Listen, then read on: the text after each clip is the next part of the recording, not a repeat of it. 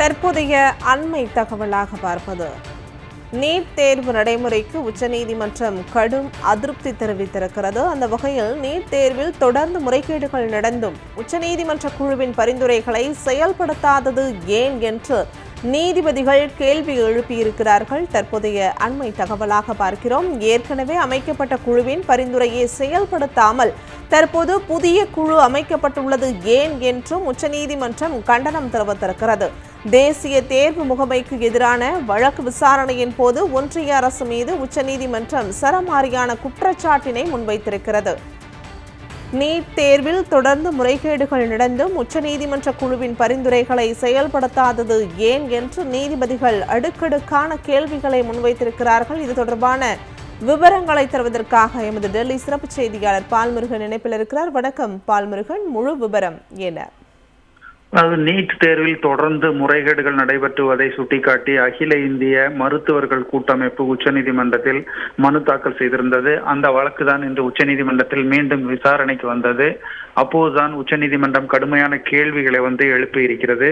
அதாவது ஏற்கனவே உச்சநீதிமன்றத்தின் உத்தரவுப்படி ராதாகிருஷ்ணன் கமிட்டி என்ற குழு அமைக்கப்பட்டது.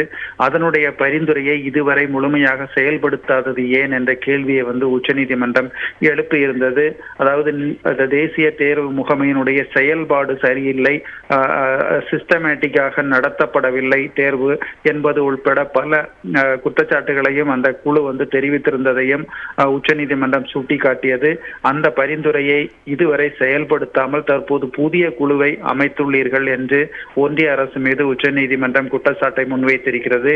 தேசிய தேர்வு முகமைக்கு நிரந்தர அதிகாரிகளை இதுவரை நியமிக்கவில்லையா என்ற கேள்விகளையும் உச்சநீதிமன்றம் எழுப்பி இருக்கிறது.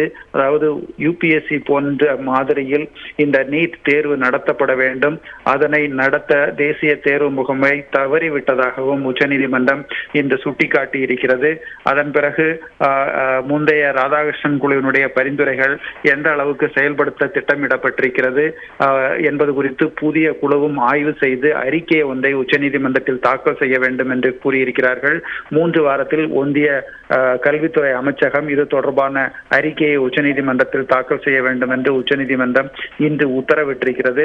அது மட்டுமல்ல, நீட் கேள்வித்தாள் பல்வேறு மொழிகளில் மொழிபெயர்ப்பதற்கு AI தொழில்நுட்பத்தை பயன்படுத்தியதற்கும் கடும் எதிர்ப்பை உச்சநீதிமன்றம் தெரிவித்திருக்கிறது. AI நம்பி கேள்விகளை மொழிபெயர்க்க முடியாது என்ற கருத்தையும் உச்சநீதிமன்றம் கூறியிருக்கிறது. தற்போது 3 வாரத்துக்கு வழக்கு ஒத்திவைக்கப்பட்டிருக்கிறது. ஒன்றிய அரசு புதிய பிரமாண பத்திரத்தை உச்சநீதிமன்றத்தில் தாக்கல் செய்யவும் உச்சநீதிமன்றம் உத்தரவிட்டிருக்கிறது. பிருந்தா, விவரங்களை பகிர்ந்தமைக்கு நன்றி பால்முருகன்.